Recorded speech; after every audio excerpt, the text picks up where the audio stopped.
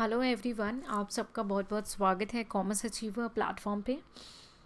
हम इस सेशन के थ्रू जो टेस्ट का एक क्वेश्चन आपको दिया था आंसर राइटिंग प्रैक्टिस के लिए एचआरएम से रिलेटेड, ह्यूमन रिसोर्स मैनेजमेंट से रिलेटेड, उसका एक ओवरव्यू डिस्कशन करेंगे।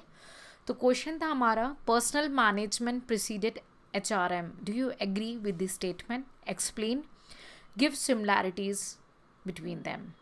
ठीक है।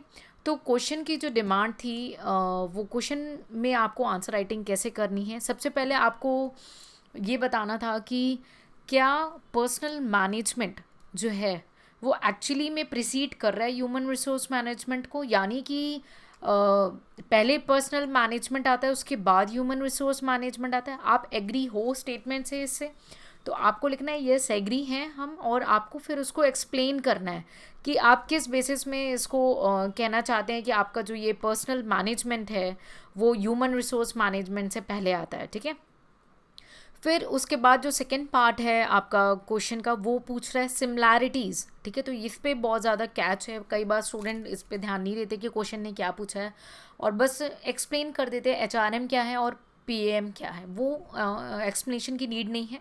डिपेंड अगर आपका क्वेश्चन कितना वेट रखता है। सपोज़ आपका क्वेश्चन ये 10 मार्क्स का है तो 5 मार्क्स का दोनों को इक्वली वेटेज देंगे, और अगर ये क्वेश्चन आपका 20 मार्क्स का है तो 10 मार्क्स दोनों में वेटेज देंगे। और अगर 30 मार्क्स का है से, तो 30 मार्क्स के क्वेश्चन में आपने पहले 2 लाइन पर्सनल मैनेजमेंट एक्सप्लेन करनी है, फिर 2 लाइन आपको एचआरएम एक्सप्लेन करनी है। ठीक है।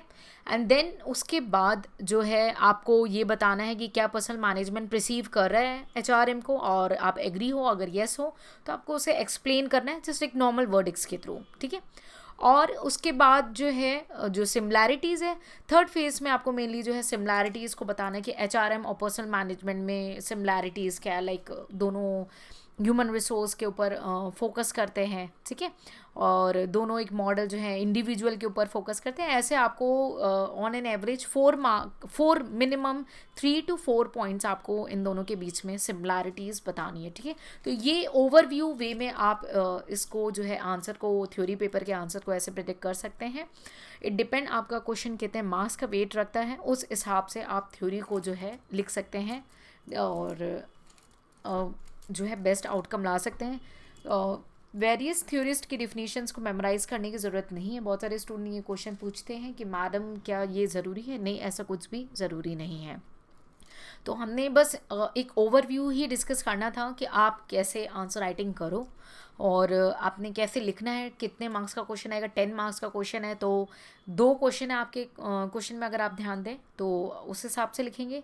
20 मार्क्स का है तो उस हिसाब से लिखेंगे, और 30 मार्क्स का है तो आप उस हिसाब से अपने आंसर को प्रेजेंट करेंगे। ठीक है। So keep participating in your answer writing practice. और अगर आपको डिटेल्ड एनालिसिस चाहिए आंसर का, मतलब with the verdicts of the, वो for that we have our test programs and we have our own writing systems. For that you can join the Google group and take the benefit. उसमें with in few days में हम एक article share करते हैं जिससे आपको support मिलता है आंसर राइटिंग प्रैक्टिस में। ठीक है। So in case of any discussion ask in a comment section. So see you in the next test with the new question and the discussion. Take care, bye bye.